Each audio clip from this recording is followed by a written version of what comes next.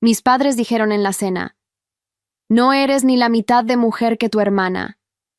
Aparté mi silla y dejé caer mi copa de vino deliberadamente sobre el mantel blanco. El líquido rojo se extendió como sangre entre los platos de porcelana fina, mientras todos me miraban horrorizados. Mi madre ahogó un grito. Mi padre se puso rojo de furia, pero yo solo sonreí. «Tienen toda la razón», dije con una calma que sorprendió hasta a mí misma. «No soy ni la mitad de mujer que Victoria. Soy el doble». Saqué un sobre manila de mi bolso y lo dejé caer sobre la mesa, justo en medio del charco de vino. «Ábralos cuando yo me vaya. Creo que querrán leerlo a solas». Me puse de pie, recogí mi abrigo y caminé hacia la puerta sin mirar atrás, mientras escuchaba a mi padre gritar mi nombre con esa voz autoritaria que alguna vez me hizo temblar. Ya no. Soy Fernanda Reyes, 32 años, enfermera de urgencias en el Hospital General de la ciudad. Durante toda mi vida fui la hija invisible, la que nunca fue suficiente, la sombra perpetua de mi hermana menor Victoria. Crecimos en una casa de clase media en las afueras de la ciudad, donde mi padre Héctor trabajaba como supervisor en una fábrica de textiles, y mi madre Blanca era secretaria en una escuela primaria. No éramos ricos, pero tampoco nos faltaba nada, excepto equilibrio. Victoria nació cuando yo tenía 5 años, y desde el momento en que llegó a casa envuelta en su mantita rosa, mis padres dejaron de verme. No fue algo gradual, fue instantáneo, como si alguien hubiera apagado un interruptor. De repente, todos mis logros se volvieron invisibles, mientras que cada sonrisa de Victoria era un milagro digno de celebración. Cuando aprendí a leer a los 6 años, mamá apenas levantó la vista de la cuna donde Victoria dormía. «Qué bien, mija», murmuró distraídamente. Pero cuando Victoria dijo su primera palabra a los 10 meses, papá organizó una pequeña fiesta familiar. El patrón continuó durante toda nuestra infancia. Yo sacaba 10 en la escuela y recibía un «muy bien, se espera que estudies» como respuesta. Victoria traía un 8 y era nuestra genio, tan inteligente a pesar de que las matemáticas son difíciles. Yo ganaba concursos de ortografía, y mis padres no asistían porque tenían que llevar a Victoria al parque. Victoria participaba en obras escolares con papeles secundarios y papá pedía permiso en el trabajo para ir a verla, grabando todo en video. Aprendí a no esperar nada. Dejé de mostrarles mis calificaciones. Dejé de invitarlos a mis eventos escolares. Construí una coraza de indiferencia que me protegía de la decepción constante. Me volví independiente por necesidad, no por elección. A los 14 años ya cocinaba mis propias comidas, porque mamá estaba demasiado ocupada preparando los platillos favoritos de Victoria. A los 16 trabajaba los fines de semana en una cafetería para comprar mis propios útiles escolares, mientras Victoria recibía todo nuevo cada año. Lo más doloroso no era la falta de atención, era la comparación constante. «¿Por qué no puedes ser más como tu hermana?», se convirtió en el estribillo de mi adolescencia. No importaba que Victoria fuera 5 años menor. No importaba que yo estuviera obteniendo becas académicas mientras ella apenas pasaba sus clases. En los ojos de mis padres, Victoria era perfecta y yo era la decepción permanente. Cuando llegó el momento de elegir universidad, solicité becas por mi cuenta. Llené formularios, escribí ensayos, asistí a entrevistas. Nadie me ayudó. Nadie revisó mis documentos. Conseguí una beca completa para estudiar enfermería en la Universidad Estatal, a 3 horas de casa. El día que me fui, mamá lloró. No por mí, sino porque Victoria estaba triste de que me fuera. «Tu hermana te va a extrañar mucho», me dijo mientras yo metía mis cosas en el autobús. Ni siquiera un abrazo, ni un «te vamos a extrañar». Solo preocupación por los sentimientos de Victoria. Los años de universidad fueron liberadores. Por primera vez en mi vida, nadie me comparaba con mi hermana.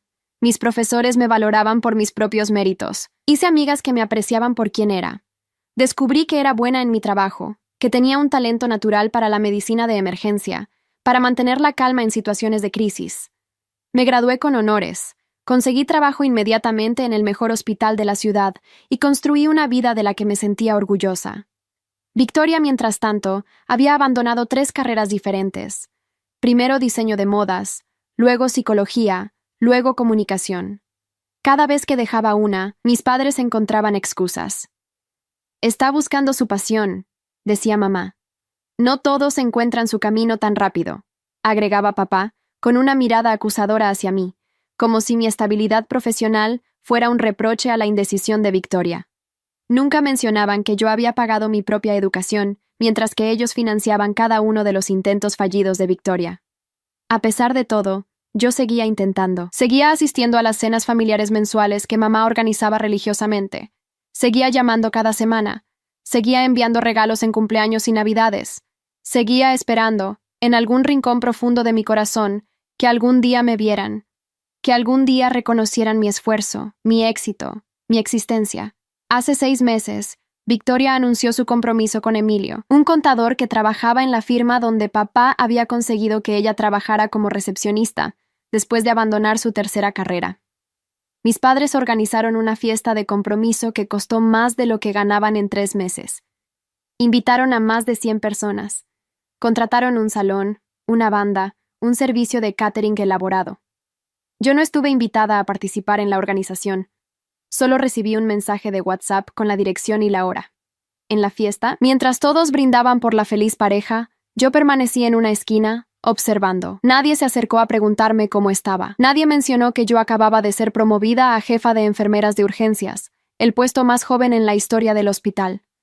Nadie notó que había llegado sola, después de terminar una relación de 2 años que se había desmoronado bajo el peso de mis problemas familiares no resueltos. Fue en esa fiesta donde conocí a Daniela, una amiga de la infancia de Victoria que había estudiado Derecho. Comenzamos a hablar porque ambas estábamos refugiadas en el mismo rincón, escapando del espectáculo de adulación constante.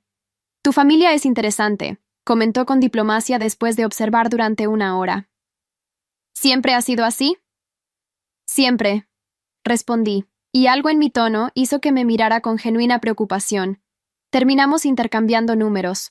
No esperaba que se convirtiera en una amistad real, pero Daniela resultó ser la persona que finalmente me hizo ver mi situación familiar con claridad. «Lo que describes no es favoritismo normal», me dijo semanas después durante un café. «Es narcisismo familiar. Victoria es la hija dorada y tú eres la oveja negra.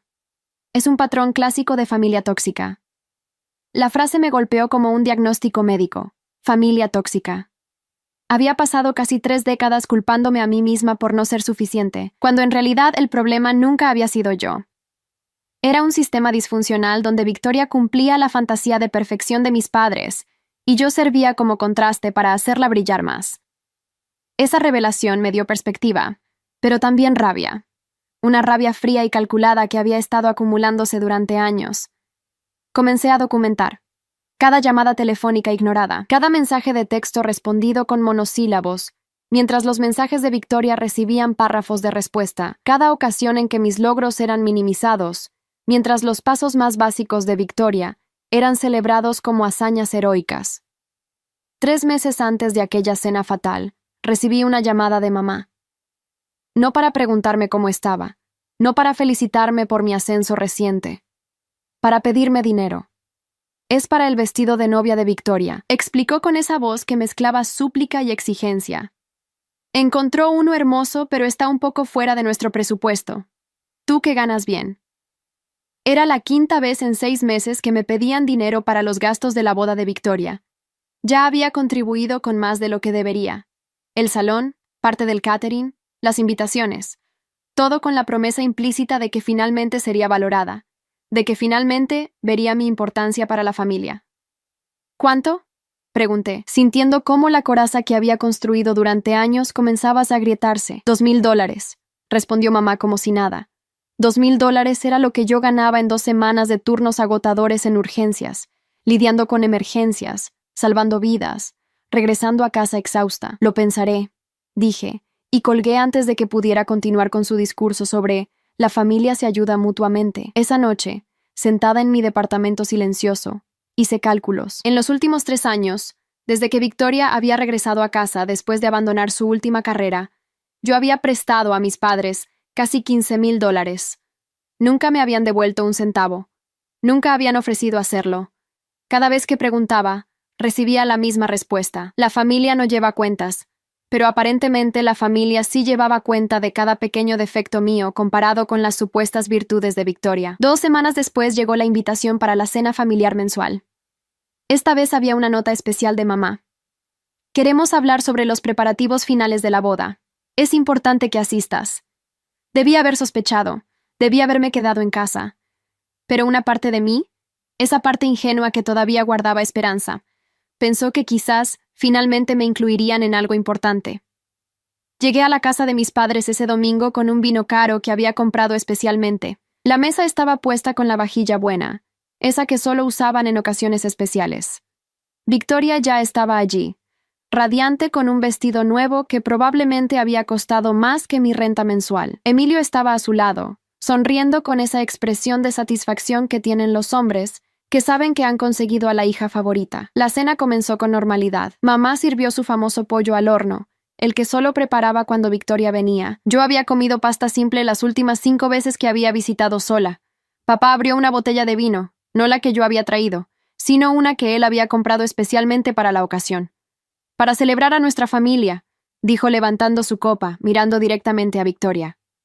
La conversación giró alrededor de la boda, el vestido que Victoria había elegido finalmente, gracias a la generosidad de la familia, los arreglos florales, el menú, la lista de invitados. Yo permanecí callada, asintiendo cuando era apropiado, sonriendo cuando se esperaba de mí. Nadie me preguntó mi opinión, nadie me incluyó en las decisiones.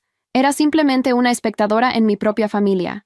Entonces Victoria dejó caer la bomba. Fernanda, dijo con esa voz dulce que usaba cuando quería algo. Queremos pedirte algo especial para la boda. Mi corazón dio un salto absurdo de esperanza. Quizás me pedirían ser dama de honor. Quizás finalmente me incluirían en algo significativo. Claro, respondí, tratando de no sonar demasiado ansiosa. Necesitamos que trabajes ese fin de semana, continuó, y mi esperanza se desvaneció como humo. Ya sé que pediste el día libre, pero Emilio tiene unos primos que vienen de fuera de la ciudad, y necesitamos más lugares en las mesas.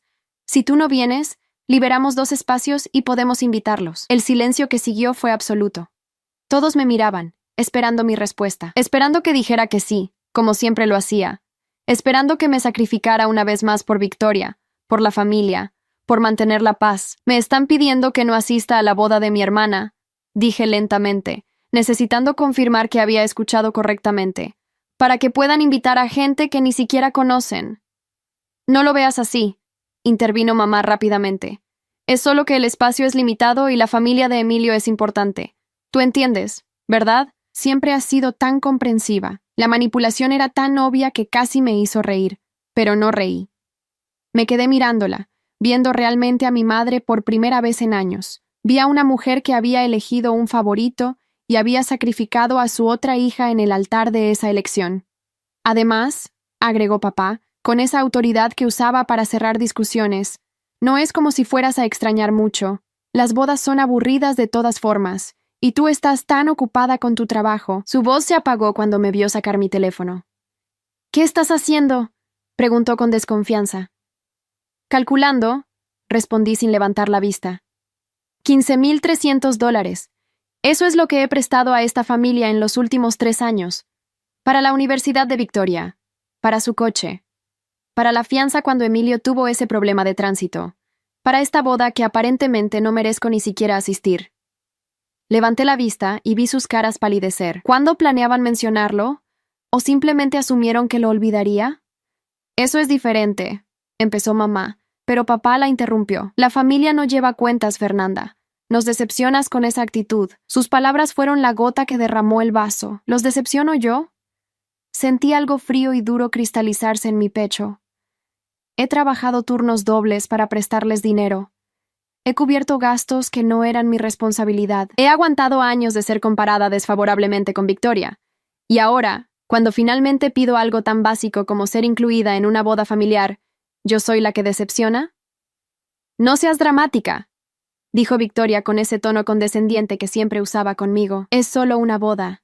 Habrá otras ocasiones familiares. Algo se rompió dentro de mí. 32 años de ser invisible, de ser insuficiente, de ser la hija que nunca fue amada de la misma manera. Y en ese momento, en esa mesa perfectamente puesta con la vajilla buena que nunca sacaban para mí, comprendí una verdad liberadora. Nunca iba a ser suficiente para ellos. Podría ganar el Premio Nobel de Medicina, y seguirían encontrando algo de Victoria para elogiar más. Tienes razón, dije finalmente, mi voz extrañamente calmada. No soy ni la mitad de mujer que Victoria. Papá asintió. satisfecho de que finalmente estuviera de acuerdo. Me alegra que lo entiendas. Soy el doble, terminé. Y entonces solté mi copa de vino. El sobre manila que dejé sobre la mesa contenía copias de todas las transferencias bancarias que había hecho a mis padres en los últimos 3 años. Cada recibo, cada comprobante, cada mensaje de WhatsApp donde me pedían dinero, y yo accedía sin rechistar. $15,300 documentados con fecha y hora. También incluí una carta breve. Consideren esto un préstamo formal. Espero el reembolso completo en 90 días o procederé legalmente. Fernanda. Conduje a mi departamento con las manos temblando en el volante. No de miedo, sino de una extraña mezcla de liberación y rabia contenida durante décadas. Mi teléfono comenzó a vibrar antes de llegar a casa. Papá, mamá, Victoria. Ignoré todas las llamadas. Por primera vez en mi vida, no corría a apaciguar su enojo, a suavizar la situación, a ser la hija comprensiva que siempre necesitaban que fuera. Esa noche, Daniela vino a mi departamento con vino y una determinación feroz en los ojos. «Cuéntamelo todo», dijo, y por primera vez lo hice. Le conté cada humillación, cada comparación, cada momento en que fui invisible. Cuando terminé, ella estaba furiosa. «Vamos a destruirlos legalmente», dijo. «Todo lo que hiciste está documentado.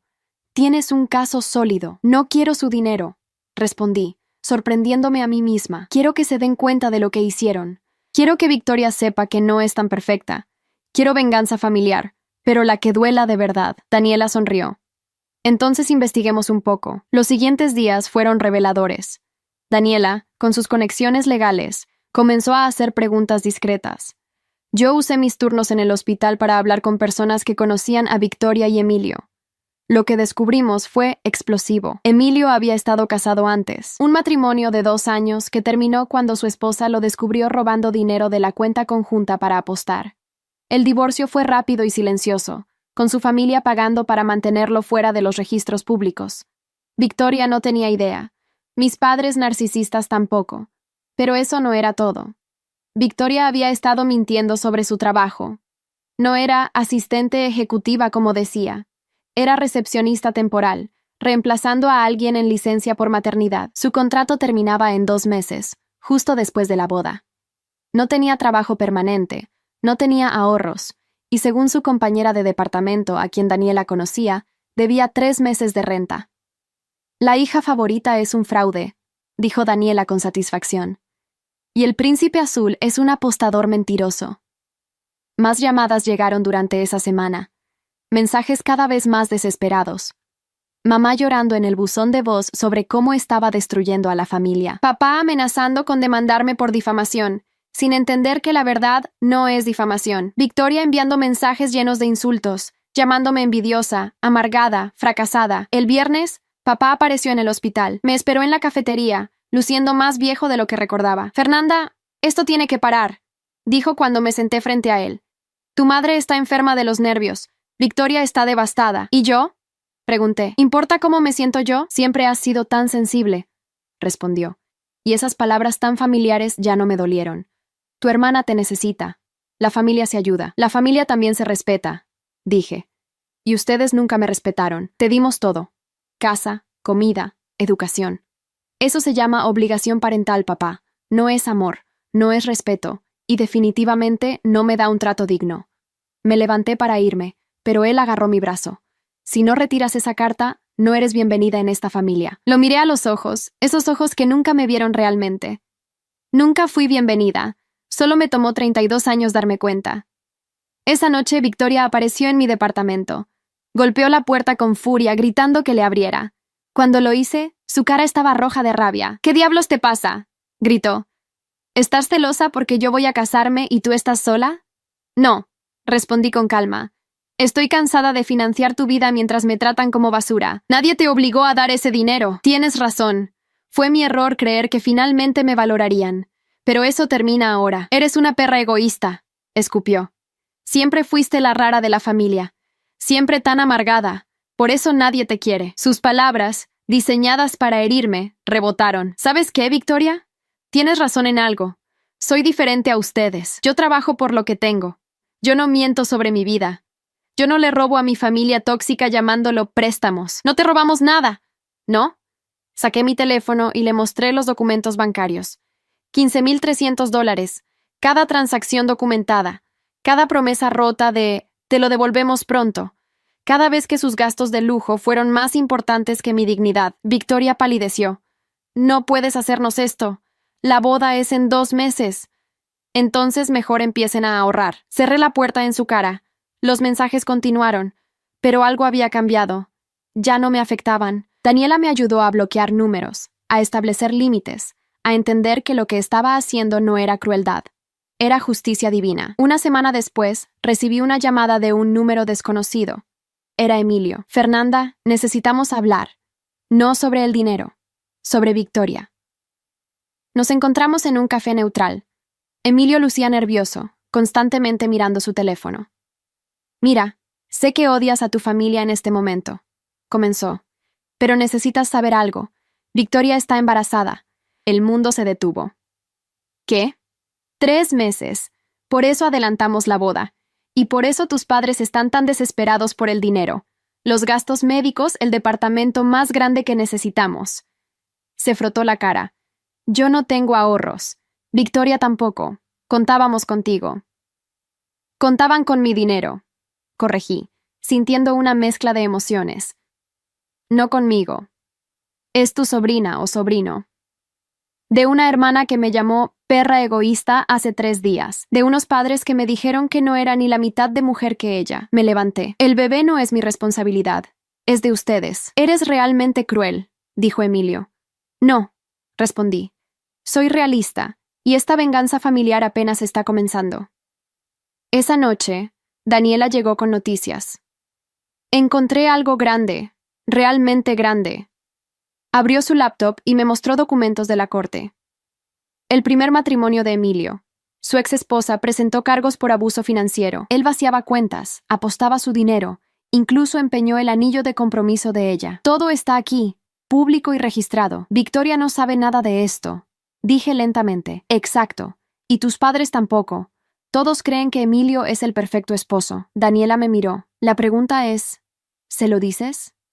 Pensé en todas las veces que Victoria había sido protegida de la verdad, en todas las mentiras que mis padres narcisistas habían permitido para mantener su fantasía de la hija perfecta, en todos los años que yo había sufrido en silencio, mientras ella vivía en una burbuja de privilegio. «Todavía no», dije finalmente. «Dejemos que la boda se acerque. Dejemos que gasten más dinero que no tienen, y entonces, cuando estén más vulnerables, cuando más hayan invertido en esta fantasía». Sonreí. «Entonces les mostraré quién soy realmente». Daniela levantó su copa de vino. «A la venganza servida fría, a la justicia divina», respondí. Los siguientes días, mantuve silencio total. No respondí llamadas. No contesté mensajes. Dejé que mi familia tóxica se cocinara en su propia ansiedad. Según Daniela, quien seguía recibiendo información de su amiga compañera de departamento de Victoria, el caos era total. Mis padres habían tenido que pedir un préstamo para cubrir los gastos de la boda. Victoria había tenido que vender su coche para pagar la renta atrasada. Emilio estaba trabajando horas extra, probablemente también apostando esas horas extras según sus antecedentes. Todo su mundo perfecto se estaba desmoronando, y yo ni siquiera había hecho nada más que retirar mi apoyo financiero. 2 semanas antes de la boda, recibí un correo certificado, una demanda de mis padres por préstamo no solicitado y estrés emocional. Daniela se rió cuando se lo mostré. «Esto es perfecto», dijo. «Ahora tenemos que ir a corte». Y en corte, todo sale a la luz. ¿Todo?, pregunté. «Todo. Los mensajes donde te pedían dinero, los recibos que prueban que era préstamo, y podemos incluir evidencia de patrón de abuso emocional». Sus ojos brillaron. «Esto va a ser hermoso». La fecha de la corte fue programada para una semana después de la boda. «Perfecto. Dejemos que tengan su día especial primero. Dejemos que gasten hasta el último centavo en una celebración que no podían pagar. Y entonces, cuando estén más endeudados y vulnerables, la justicia divina caerá sobre ellos». Pero yo tenía un as bajo la manga, uno que ni siquiera Daniela conocía todavía. Durante mis años de ser invisible en mi propia familia, había desarrollado un talento para observar, para escuchar conversaciones que no estaban dirigidas a mí, para recordar detalles que otros olvidaban. Y había recordado algo crucial. La tía Marta, la hermana de mamá, le había prestado a mis padres dinero hace años para la fianza de la casa. $50,000 que nunca devolvieron. Tía Marta y yo habíamos mantenido contacto esporádico. Ella siempre había sido más justa conmigo que mis propios padres. La llamé. Fernanda, respondió con calidez genuina. ¡Qué sorpresa! ¿Cómo estás, mija? Necesito preguntarte algo sobre un préstamo que le hiciste a mamá hace años. El silencio que siguió fue pesado. Así que finalmente te enteraste, dijo con un suspiro. Supuse que nunca te lo mencionarían. ¿Por qué? Porque habría arruinado la imagen perfecta que construyeron. Tu madre me rogó que no te dijera. Dijo que te sentirías obligada a ayudar y ellos querían que te enfocaras en tu carrera. Tía Marta rió amargamente. Supongo que eso cambió cuando necesitaron dinero para Victoria. ¿Cuánto te deben? Con intereses. Después de todos estos años, cerca de $70,000. Pero son mi hermana. No iba a presionar. ¿Y si yo te ayudara a recuperar ese dinero? La propuesta salió antes de pensarla completamente. ¿Qué tienes en mente? Le conté todo. Los préstamos no devueltos. La demanda ridícula. La boda extravagante que no podían pagar. El embarazo de Victoria. Los secretos de Emilio. Todo. Cuando terminé, tía Marta estaba furiosa. Siempre supe que Blanca favorecía a Victoria, pero esto, respiró profundo. ¿Qué necesitas que haga? Únete a la demanda. Presenta tu reclamo. Muéstrales que no son las únicas víctimas de mi supuesta crueldad. Muéstrales que tienen deudas reales, no las imaginarias que inventaron para manipularme. Cuenta conmigo. 3 días antes de la boda, tía Marta presentó su demanda. La bomba explotó exactamente como esperaba. Mamá me llamó llorando histéricamente. ¿Cómo pudiste involucrar a mi hermana? ¿Cómo pudiste ser tan vengativa? Yo no la involucré, respondí con calma. Ella tiene su propio reclamo legítimo. ¿O acaso tampoco planeaban devolverle su dinero? Es familia. La familia no se demanda entre sí. Tienes razón. La familia tampoco excluye a sus hijas de bodas. La familia no pide prestado dinero que no planea devolver. La familia no tiene hijas favoritas. Mi voz se endureció. Pero ustedes nunca fueron familia de verdad. Solo eran padres narcisistas con una hija dorada y otra que servía como cajero automático. Colgué antes de que pudiera responder. Daniela apareció en mi departamento esa noche con champán. Es oficial. 3 demandas contra tus padres. La tuya, la de tu tía, y resulta que Emilio le debe dinero a su exesposa en manutención no pagada. Ella también presentó cargos ahora que sabe que se casa de nuevo. Descorchó la botella. Tu familia está hundida legalmente. ¿Victoria sabe? Pregunté. Según mi fuente, se enteró hoy. Emilio finalmente le confesó todo. El primer matrimonio, las deudas de juego, los cargos por abuso financiero. Daniela sonrió. Están peleando. Feo. Por primera vez en semanas, sentí algo parecido a satisfacción. No alegría. No victoria. Solo una sensación de que finalmente, después de 32 años, la verdad estaba saliendo a la luz. La venganza familiar que había planeado estaba funcionando mejor de lo esperado. Pero aún faltaba el golpe final. La noche antes de la boda, Victoria apareció en mi puerta. Sin maquillaje, con ojos hinchados de llorar, luciendo más vulnerable de lo que la había visto en años. Necesito hablar contigo, dijo con voz quebrada. La dejé pasar, curiosa por ver qué traería ahora. Se sentó en mi sofá, sus manos temblando. Emilio me mintió, comenzó. Sobre todo, su pasado, su dinero, sus deudas. Levantó la vista, y por primera vez vi algo genuino en sus ojos. ¿Tú sabías? Sí. ¿Por qué no me dijiste? La pregunta era tan absurda que casi me hizo reír. ¿Por qué habría de hacerlo? Tú me llamaste perra egoísta. Nuestros padres me echaron de la familia. ¿Por qué iba a protegerte de tus propias decisiones terribles? Porque soy tu hermana. No, dije firmemente. Una hermana no habría permitido que me excluyeran de su boda. Una hermana no habría participado en años de compararme desfavorablemente. Una hermana no habría usado mi dinero para su vida perfecta, mientras yo era tratada como invisible. Me levanté. No eres mi hermana, Victoria. Eres la hija favorita de unos padres tóxicos, y ahora estás pagando el precio. Estoy embarazada, susurró, y asustada. Entonces cancela la boda. Deja a Emilio. Aprende a ser responsable de tu propia vida. La miré sin compasión. Pero no vengas a mí buscando rescate. Ese banco cerró. Victoria se fue llorando. No sentí remordimiento. Al día siguiente era la boda. No fui invitada, pero Daniela sí. Fue como mi informante. grabando todo en su teléfono discretamente. Me envió actualizaciones durante toda la ceremonia. La mitad de los invitados no vinieron. Aparentemente el rumor de las demandas corrió rápido. Victoria está llorando en el baño. Emilio está bebiendo mucho en la barra. Tu mamá está tratando de mantener la sonrisa, pero se ve miserable. Tu papá acaba de pelear con el coordinador del evento porque el pago del saldo fue rechazado. La boda de ensueño de Victoria estaba convirtiéndose en una pesadilla pública. Y yo estaba en casa, tranquila, sabiendo que la justicia divina finalmente había llegado. Pero la verdadera bomba explotaría en la corte la siguiente semana, donde todo saldría a la luz, donde todos verían exactamente qué tipo de familia tóxica eran, y donde yo, la hija invisible, finalmente sería vista. El lunes siguiente a la boda desastrosa, el teléfono de Daniela no dejaba de sonar. «No vas a creer esto», dijo cuando contesté. Victoria canceló su luna de miel. Emilio está viviendo en un hotel, y tus padres recibieron notificación de embargo de su casa. ¿Embargo? Los préstamos para la boda. No pueden pagarlos. El banco ya inició el proceso. Daniela sonaba casi alegre. La familia perfecta se está desmoronando en tiempo récord. 3 días después, mamá apareció en el hospital. Me esperó fuera de mi turno, luciendo 10 años más vieja. Cuando salí, se levantó rápidamente. «Fernanda, por favor, necesitamos hablar. No tenemos nada que hablar. Vamos a perder la casa», dijo desesperadamente. «El banco nos dio 30 días. Tu padre está enfermo de la presión. Victoria y Emilio se separaron. Todo se está cayendo a pedazos. ¿Y esperabas que yo los rescatara? ¿Otra vez? Eres nuestra hija. Soy su cajero automático», corregí. «Esa es la única razón por la que están aquí ahora. No porque me amen, no porque se arrepientan, sino porque necesitan dinero. No es así». Pero su voz carecía de convicción. «Entonces dime, mamá, en todos estos años, ¿cuántas veces me llamaste solo para saber cómo estaba? ¿Cuántas veces celebraste mis logros como celebrabas los de Victoria?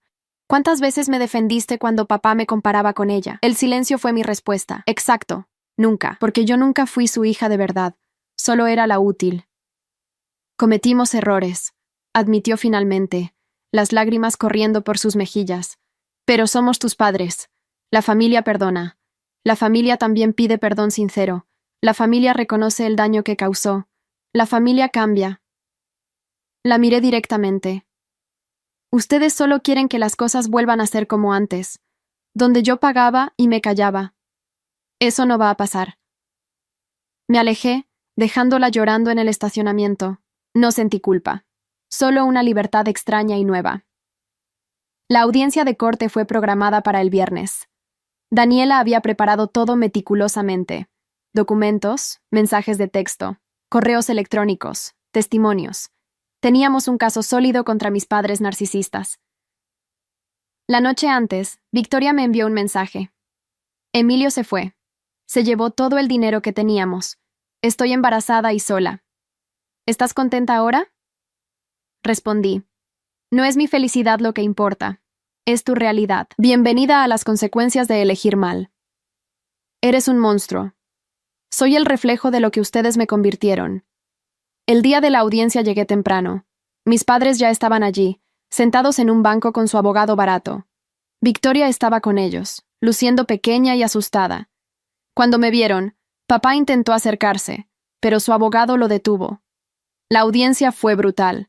Daniela presentó cada documento, cada mensaje, cada prueba de manipulación financiera y abuso emocional. El juez escuchaba con expresión cada vez más severa.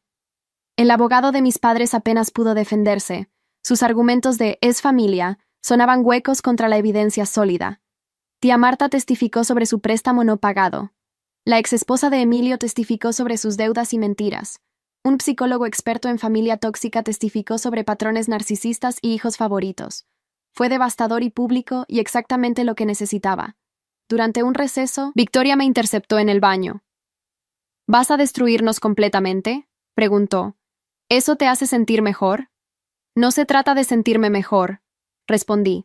«Se trata de justicia divina, de que finalmente paguen por años de abuso emocional, de que entiendan que no pueden usar a las personas y esperar 0 consecuencias. El bebé es inocente en todo esto. El bebé no es mi responsabilidad, es tuya, y de Emilio, donde sea que esté». Me lavé las manos calmadamente. «Deberías haber pensado en tu hijo antes de echarme de la boda que yo pagué parcialmente». El juez falló a nuestro favor en todos los puntos. Mis padres debían devolverme $15,300 más intereses. A tía Marta, $70,000 más intereses.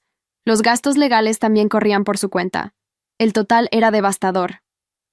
¿Cómo vamos a pagar esto?, sollozaba mamá en el pasillo. No es mi problema, dije mientras pasaba. Esa noche, Daniela y yo celebramos con cena cara. Lo lograste, dijo levantando su copa. Venganza familiar perfecta. No fue venganza, respondí. Fue justicia. Hay diferencia. 2 semanas después, mis padres pusieron su casa en venta. No tenían opción. Las deudas eran demasiado grandes. Victoria se mudó a un departamento pequeño, trabajando tiempo completo por primera vez en su vida. Emilio desapareció completamente. Rumores decían que huyó a otro estado evadiendo sus deudas. La familia perfecta se había desintegrado. Y yo finalmente podía respirar. Un mes después de la audiencia, recibí una carta manuscrita de papá. No la esperaba. La abrí con curiosidad. Fernanda, he tenido tiempo de pensar. Sobre todo lo que dijiste, sobre cómo te tratamos. Tienes razón, fuimos terribles contigo. Favorecimos a Victoria de maneras imperdonables. Usamos tu generosidad sin gratitud. Y cuando finalmente te defendiste, te castigamos por ello. No espero perdón. Solo quería que supieras que finalmente veo la verdad. Siento haberte fallado como padre. Papá. La carta me sorprendió. No porque quisiera reconciliación, esa puerta estaba cerrada, sino porque significaba que quizás, finalmente, habían entendido el daño que causaron. Victoria me escribió también. Tuve al bebé, una niña. La llamé Fernanda. No porque espere que estés en su vida, sino porque quiero que ella sepa que hubo alguien en esta familia que se mantuvo firme en sus principios, alguien que no se dejó pisotear. Quiero que ella sea fuerte como tú, no débil como yo fui. No respondí ninguna de las cartas, no por crueldad, sino porque no tenía nada más que decir. Mi historia con ellos había terminado.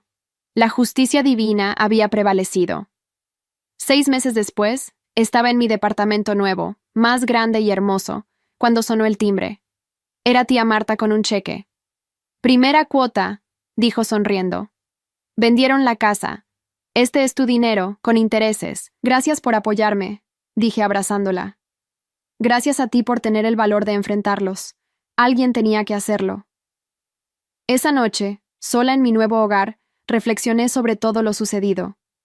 La familia tóxica que finalmente enfrenté, los padres narcisistas que pagaron sus consecuencias, la hija favorita que aprendió que el mundo real no la iba a consentir, la venganza familiar que no fue venganza sino justicia merecida. ¿Me arrepentía? No, ni un segundo. Había pasado 32 años siendo invisible, siendo insuficiente, siendo la hija que financiaba una familia que no la valoraba, y finalmente, había dicho basta. No todos los finales son reconciliaciones, no todas las familias merecen perdón. A veces, la justicia divina significa simplemente alejarte y dejar que las personas vivan con las consecuencias de sus acciones. Yo era libre. Y eso